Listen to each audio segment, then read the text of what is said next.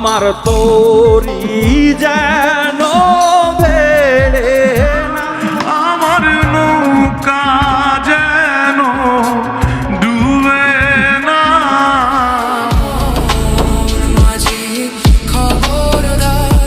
মন মাঝি খবরদার, আমার নৌকা যেন ভেড়ে না, আমার নৌকা যেন ডোবে না।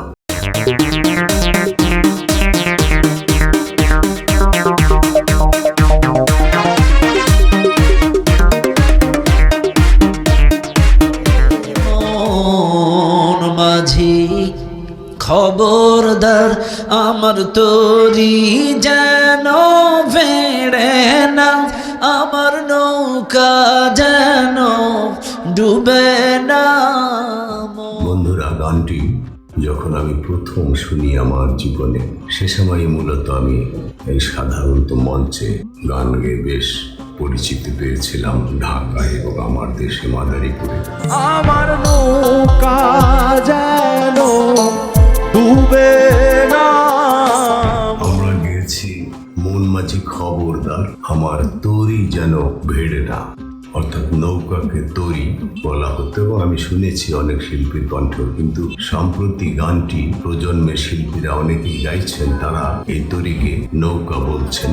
আমার তোরি যেন বেড়ে না। যদিও এর অর্থ একই, তরি আর নৌকা। যাই হোক বন্ধুরা, মন মাঝি খবরদার হলো একটি অত্যন্ত জনপ্রিয় আধ্যাত্মিক ভাবধারার বাংলা লোকগান।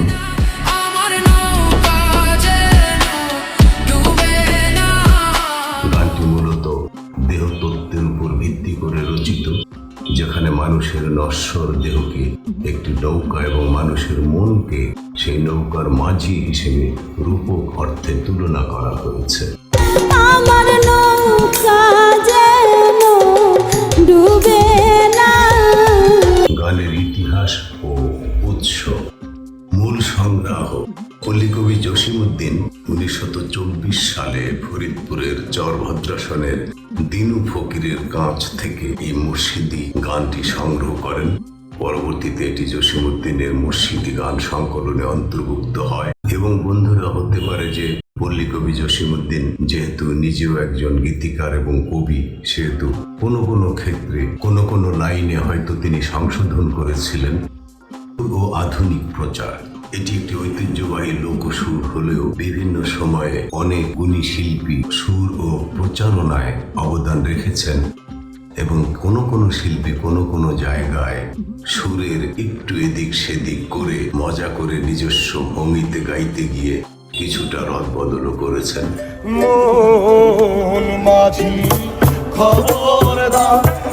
সম্প্রতি বিভিন্ন সোশ্যাল মিডিয়া প্ল্যাটফর্মে গানটি নতুন করে ব্যাপক জনপ্রিয়তা লাভ করেছে। বিশেষ করে বাউল রানী, ডিজে, অত্যন্ত মিষ্টি মেয়ে জুলেখা সরকার এবং অন্যতম গানের পাগল গামছা পলাশও গেয়েছেন গানটি। দেহতত্ত্বের অমর সৃষ্টি মন মাঝি খবরদার গানের ভেতরের আসল রহস্য। মন মাঝি খবরদার। ব্যাখ্যা নিয়ে হাজির হয়েছি আমি মুক্তার হোসেন মুক্তি। বন্ধুরা, হ্যাঁ বন্ধুরা, আমি বৃদ্ধ মানুষ, আমার বাংলা উচ্চারণে ভুল ত্রুটি ক্ষমা করে দিয়ে আমার চ্যানেলটি সাবস্ক্রাইব করবেন, লাইক করবেন, শেয়ার করবেন। চলুন তাহলে শুরু করা যাক। মন মাঝি খবরদার, আমার তোরি যেন বেড়ে না। আমার নৌকা যেন ডুবে না। মন মাঝি খবরদার, মন মাঝি খবরদার, আমার তোরি যেন ফেরে না। আমার নৌকা যেন ডুবে না। গানের বিশদ ব্যাখ্যা এবং মূল প্রতিবেদন, প্রেক্ষাপট ও পরিচয়। মন মাঝি খবরদার বাংলা লোকসঙ্গীতের এক অমূল্য রত্ন। এটি মূলত একটি দেহতত্ত্ব ও আধ্যাত্মিক ভাবধারার মুর্শিদি গান। আমার তোরি যেন ভেড়ে না, আমার নৌকা যেন ডুবে না। 1924 সালে পল্লী কবি জসিমউদ্দিন ফরিদপুর অঞ্চল থেকে এই গানটি সংগ্রহ করেছিলেন। আপাত দৃষ্টিতে এটিকে সাধারণ নদী বা নৌকার গান মনে হলেও এর প্রতিটি লাইনের আড়ালে লুকিয়ে আছে মানব জীবন, সৃষ্টি তত্ত্ব এবং পরমাত্মার গভীর দর্শন। The core theme. এ গানের মূল কথা হলো আমাদের এই দৃশ্যমান মানব দেহটি আসলে একটি ভঙ্গুর নৌকা, আর আমাদের চঞ্চল মন হলো সেই নৌকার মাঝি। মন যেভাবে নির্দেশ দেয় মানুষ সেভাবেই চলে, কিন্তু মন যদি লোভ, লালসা ও দুনিয়াবি মোহে অন্ধ হয়ে ভুল পথে নৌকা চালায়, তবে জীবনরূপী নদী পার হওয়া অসম্ভব। 3.5 হাত নৌকার খাঁচা, ঘন ঘন জোড়া। তাই মনকে সতর্ক করে বলা হচ্ছে যেন সে সঠিক পথে চলে এবং জীবনের শেষ সময়ে এসে অনুশোচনায় না পড়ে। এখানে মানুষের আত্মাকে সাবধান করা হচ্ছে, নদী পারাপারের সময় নৌকা যদি ভুল ঘাটে ভেড়ে কিংবা ঝড়ে ডুবে যায় তবে যাত্রীর মৃত্যু অবসম্ভাবী। আধ্যাত্মিক অর্থে মন যদি সঠিক পথ, সৃষ্টিকর্তার পথ ছেড়ে পাপ বা মোহের ঘাটে নিয়ে নোঙর করে, তবে মানুষের আধ্যাত্মিক পতন ঘটে। জীবন নৌকা যেন পাপের সাগরে ডুবে না যায়, মনকে সেই ব্যাপারে কঠোর হুঁশিয়ারি দেওয়া হচ্ছে।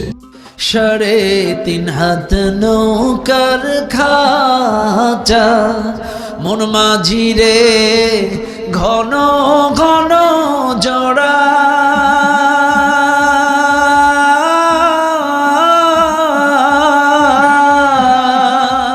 সাড়ে 3 হাত নৌকার খাঁচা, মন মাঝিরে ঘন ঘন জোড়া। একজন সাধারণ প্রাপ্তবয়স্ক মানুষের শরীরের মাপ গড়ে 3.5 হাত। মৃত্যুর পর মানুষের কবরের মাপও হয় 3.5 হাত। এই মানব দেহকে বলা হয়েছে 3.5 হাত নৌকার খাঁচা। আর ঘন ঘন জোড়া বলতে আমাদের শরীরের হাড়ের জোড় বা অস্থি সন্ধিগুলোকে জয়েন্টস বোঝানো হয়েছে।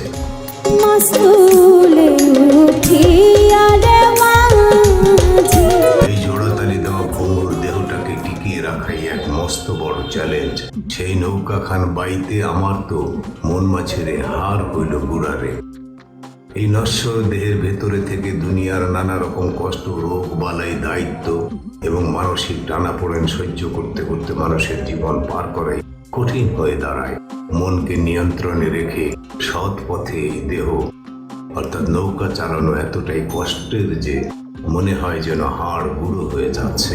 মাস্তলে উঠিয়া রে মাঝি, মাস্তুলে উঠিয়ারে মাঝি, মন মাঝিরে এদিক ওদিক চায়।